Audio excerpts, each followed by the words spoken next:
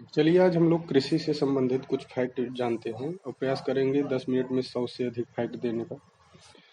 तो भारत की लगभग जो 55% जनसंख्या है वो कृषि पर निर्भर है एट प्रेजेंट। और 4% जो भारत का भूभाग है उस पर चारागाह है, यानी 4% भाग पर चारागाह है। और भारत के जो 21% भूभाग है उस पर वन है। क्या है? वन है।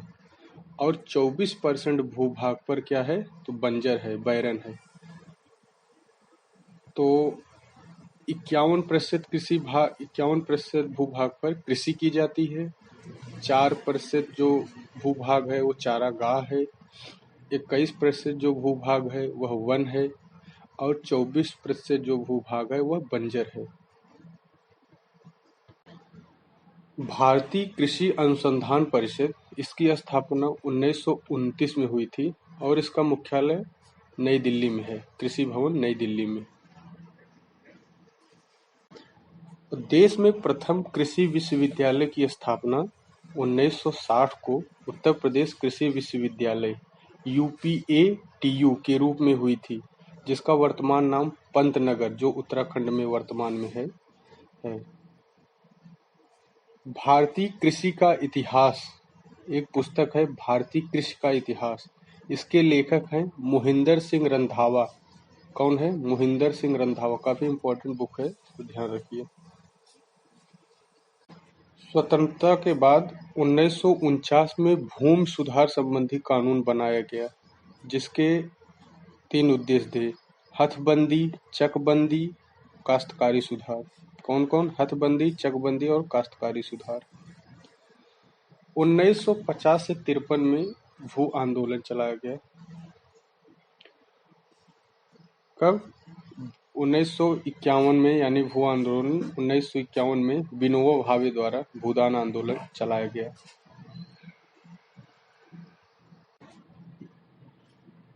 जो 1 हेक्टेयर से कम भूमि होती है उनको सीमांत भूमि कहा जाता है। जो 1 हेक्टेयर से कम होती है उनको क्या कहा जाता है? सीमांत भूमि। और जो 1 से 2 हेक्टेयर होती है उन्हें छोटम, छोटे, और बड़े जो होते हैं 10 से अधिक। तो सीमांत 1 से कम, छोटा 1 से 2 और बड़ा 10 से अधिक हेक्टेयर अगर हो तो। अच्छा, ये जो सीमांत भूमि है वो भारत के 22% भाग पर है। कितने प्रतिशत भाग पर? तो 22% भाग पर सीमांत भूमि है। और जबकि जो बड़ा बड़ा हेक्टेयर है, यानी 10 हेक्टेयर से अधिक, वो 10% केवल है। कितना है? केवल 10%। और अगर सर्वाधिक पूछा जाए तो भारत पे, तो उप मध्यम जो 2 से 4 हेक्टेयर भूमि है वो भारत में सर्वाधिक है। कितना है वो? 23%। तो कितना है? 23%। उप मध्यम। तो सीमांत जो भूमि है वो 22% भाग पर, उप मध्यम जो है वो 23% भाग पर, और और 10% भाग पर क्या है? बड़ा हेक्टेयर, यानी 10 से अधिक। पौध प्रतिरोपण विधि का विकसित जो रूप है उसे जापानी विधि कहा जाता है। क्या विधि? जापानी विधि। पौध प्रतिरोपण विधि का विकसित रूप, यह 1953 में प्रारंभ हुआ। कब प्रारंभ हुआ? तो 1953 में। भारत विश्व का लगभग 13.1% गेहूं का उत्पादन करता है। यानी अगर विश्व में 100 क्विंटल गेहूं होता है तो 13.1 क्विंटल गेहूं भारत में। और भारत गेहूं के उत्पादन में दूसरा स्थान है, पहले पे चीन। जो सामान्य रोटी का गेहूं होता है उसका क्या नाम है? उसका साइंटिफिक नेम है ट्रिटिकम एस्टिवियम। ट्रिटिकम एस्टिवियम। सामान्य रोटी का जो गेहूं होता है सफेद रंग एवं मुलायम होता है। जो सामान्य रोटी का गेहूं होता है कैसा होता है? वो सफेद एवं मुलायम होता है। अच्छा, एक गेहूं की प्रजाति है, काफी इंपॉर्टेंट है, इसको ध्यान रखिए, मैक्रोनी गेहूं। इसका क्या साइंटिफिक नेम है? तो इसका साइंटिफिक नेम है ट्रिकियम ड्यूरम। ट्रिकियम ड्यूरम। यह इसकी कुछ स्पेशल क्वालिटी है। जैसे ये मैक्रोनी जो गेहूं है असिंचित परिस्थितियों, जहाँ सूखा है, जहाँ जो जो क्षेत्र सूखे से प्रभावित है, वहाँ के लिए यह गेहूँ अच्छा होता है, क्योंकि इस गेहूँ को बहुत कम सिंचाई की आवश्यकता होती है और यह लाल रंग का कठोर गेहूँ होता है। गेहूँ की कुछ प्रजाति है, जैसे देखिए लरमा रोजो, कौन? लरमा रोजो, सोनारा 63, सोनारा 64, मेया 64, S227 यानी S227 और नोरिन 10 गेहूँ, ये काफी इंपॉर्टेंट है। कौन? नोरिन 10 गेहूँ, ये बौनेपन का जीन है। क्या है? नोरिन 10 गेहूँ में बौनेपन का जीन है। अगर गेहूँ में बौनापन होता है तो वो नोरिन 10 गेहूँ, नोरिन 10 के कारण होता है। अन्य प्रजाति है गेहूँ की, जैसे सोनालिका है, अर्जुन है, कुंदन है, अमर है, भवानी है, चंद्रिका है, प्रभानी है, कल्याण सोना है, मैक्रोनी जानते ही हैं। गेहूं में कुछ स्पेशल रोग होते हैं, जैसे पीला किट यानी येलो जो रस्ट होता है, काला किट यानी ब्लैक रस्ट, भूरा किट यानी ब्राउन रस्ट। तो पीला किट, काला किट, भूरा किट, ये गेहूं का रोग है। अच्छा, एक गेहूं का रोग होता है करनाल बंट। क्या होता है? करनाल बंट, काफी इंपॉर्टेंट है। ये कवक जनित रोग है, यानी ये फंगल है और यह रोग टिलेटिया इंडिका नामक कवक से होता है। टिलेटिया इंडिका नामक कवक से होता है। और गेहूं के शीर्ष उत्पादक राज्य कौन कौन है? 2016-17 का ये रिपोर्ट है।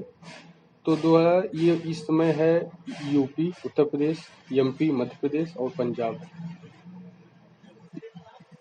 मोटे अनाज में तो महाराष्ट्र, राजस्थान, कर्नाटक। मोटे अनाज के उत्पादन में इस समय महाराष्ट्र, राजस्थान, कर्नाटक। मक्का के विषय में जान लीजिए। तो मक्का जो है यह अमेरिकी मूल का पौधा है और इसे ईस्ट इंडिया कंपनी ने 17वीं शताब्दी में भारत लाया। और मक्के का प्रयोग जो है स्टार्च तथा ग्लूकोज बनाने के लिए किया जाता है। स्टार्च तथा ग्लूकोज बनाने के लिए किया जाता है। और भारत में जो अधिकांशतः मक्का होता है वो पिंटल किस्म की मक्का उगाई जाती है। कौन सी किस्म? पिंटल किस्म। और जबकि राजस्थान तथा हिमाचल में डेंट किस्म की उगाई जाती है। यानी भारत में सर्वाधिक अगर मक्का की कोई उगाई जाती है तो वो पिंटल किस्म की प्रजाति है। और अगर ये दोनों स्टेट हैं जैसे राजस्थान और हिमाचल, तो यहाँ डेंट किस्म। कौन सी किस्म? डेंट किस्म। अच्छा, मक्का में एक स्पेशल डिजीज होता है जो जिसे कहा जाता है व्हाइट बड। क्या? व्हाइट बड रोग। यह रोग जस्ता की कमी से होता है। तो कौन सा रोग? व्हाइट बड रोग मक्का में किसकी कमी से? तो वो जस्ता की कमी से। अच्छा, दलहनी फसलों के विषय में जान लीजिए। तो दलहनी जो फसलें होते हैं उसमें राइजोबियम जीवाणु दलहनी फसलों की जड़ों में पाए जाने वाला एक बैक्टीरिया है। अच्छा, इन फसलों के लिए कोबाल्ट आवश्यक तत्व होता है। कौन से? राइजोबियम के लिए। तो कोबाल्ट जो राइजोबियम जीवाणु हेतु नाइट्रोजन स्थिरीकरण के लिए आवश्यक तत्व है तथा विटामिन B12, इसको ध्यान रखिए, विटामिन B12 के संश्लेषण में सहायक होता है।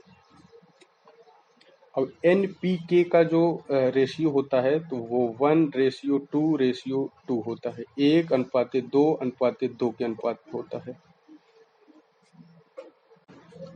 अरहर की कुछ इम्पोर्टेंट किस्में हैं, जैसे मालवी, अमर, आजाद, बहार, पारस।